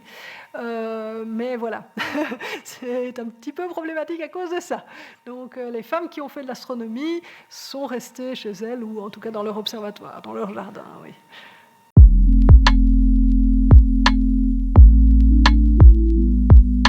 oui, tout à fait. Donc il y a des répertoires, bien sûr, des annonces, des circulaires IAU, des télégrammes astronomiques, enfin il y a des choses comme ça qui annoncent quand il y a quelque chose, si on a repéré une supernova ou un truc. Bon. Et un astronome amateur qui ferait une découverte peut évidemment annoncer là-dedans. Et on a en fait des collaborations amateurs professionnelles qui existent. Donc depuis très peu, en fait, on a une commission au niveau de l'Union astronomique internationale, mais ça fait très longtemps que ça existe.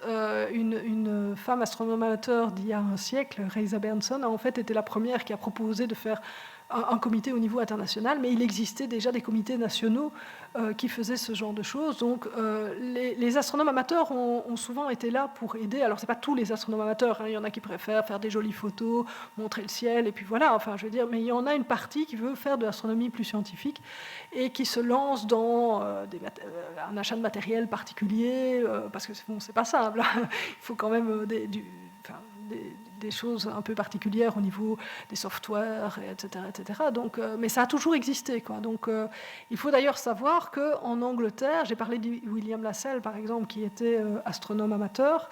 En Angleterre, pendant très très longtemps, l'astronomie s'est structurée autour des amateurs. William Herschel, William Lassell, enfin, il y en a plein comme ça qui étaient... Les plus grands astronomes anglais étaient des astronomes amateurs.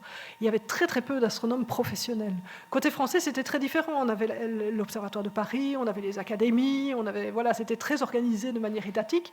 Par contre, côté anglais, c'était totalement différent. Donc il y a aussi des différences culturelles, et on a cette culture d'astronomie amateur qui est restée plus longtemps dans les pays anglo-saxons. Mais les astronomes amateurs comme William Herschel ou William Lassell publiaient dans les mêmes revues que les astronomes professionnels, les vrais astronomes, je vais dire entre guillemets, parce que c'était les mêmes en fait, ils faisaient le même travail. Aujourd'hui, c'est un petit peu différent, c'est plus un hobby, mais enfin voilà, à une époque, ça a été, je vais dire simplement la question du financement. Soit le financement venait de vous parce que vous aviez suffisamment de sous, soit le financement venait de l'État, et c'était ce qui distinguait l'amateur du professionnel, et il n'y avait pratiquement aucune autre différence, quoi. Donc le statut d'amateur a évolué au cours du temps et en fonction de l'endroit où vous vous trouviez. Il y a même des colloques, hein, pour astronomes amateurs. J'ai déjà été à un certain nombre d'entre eux, donc ouais, alors, ils sont spécialisés, hein, ils ont leur petite commission et leur machin. Enfin voilà, il y a les spectroscopistes, il y a ceux qui font la photométrie, ceux qui font les météorites, il y en a d'autres qui font les planètes. Enfin voilà, ils ont chacun leur petite spécialité, mais bon voilà, il suffit de vous connecter à une de ces communautés.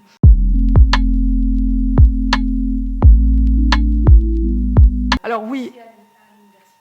Ah non, ici à l'université, non, mais il existe effectivement des programmes de sciences participatives où là, vous n'avez pas besoin de matériel, donc là, tout le monde peut y participer. Donc le plus connu en astro, celui qui a été le pionnier, c'est le Galaxy Zoo. Le Galaxy Zoo, c'était en fait, on vous demandait, on vous montrait, enfin on vous entraînait d'abord, hein, mais on vous montrait des images et on vous demandait quel était le type de galaxie. Et donc vous avez appris à reconnaître 2-3 types de galaxies et vous deviez dire, voilà, c'est ça ou c'est ça. Et alors ça a fait des petits... Et on a aujourd'hui plein de choses. Il y en a encore eu il y a 2 semaines, l'ESA qui annonçait un autre truc, c'est sur des cratères. Si ça vous intéresse de classer des cratères, il y a des trucs comme ça qui existent. Mais ça conduit à des vraies découvertes, je pense, pas seulement au Galaxy Zoo, à ce qu'ils avaient prévu au départ, qui était cette classification de galaxies, mais il se fait qu'il y a une institutrice qui a repéré des trucs un petit peu bizarres qu'elle a appelés les petits pois. Dans les images, elle voyait des petits pois verts de temps en temps, elle se demandait d'où ça venait. Et en fait, c'est un nouveau type de galaxie. Donc on a découvert de nouveaux types de galaxies dans les programmes de sciences participatives pour des gens qui n'avaient pas de matériel astronomique chez eux, qui simplement travaillaient à des programmes de sciences participatives sur Internet. Alors, évidemment, en astronomie, on a beaucoup développé ça, donc il y a un certain nombre de programmes, si ça vous intéresse, hein, sur Mars, sur le Soleil, sur la Lune, enfin bon, il y en a plein. Mais ça existe dans d'autres sciences. En biologie, quand on vous demande de repérer quels sont les oiseaux qui viennent chez vous dans votre jardin, c'est aussi des programmes de sciences participatives. Il y en a eu en chimie, avec des trucs où on vous demandait de plier vos molécules comme ça et de retrouver quelle était la forme. Enfin, voilà, il y a eu plein de programmes de sciences participatives dans différents domaines. Et là, généralement, il ne faut pas un matériel de fou, il faut juste une connexion Internet, quoi. Mais donc, c'est tout à fait faisable, effectivement, de participer, même si vous n'avez pas de matériel. C'est un petit peu différent, mais voilà, ça existe.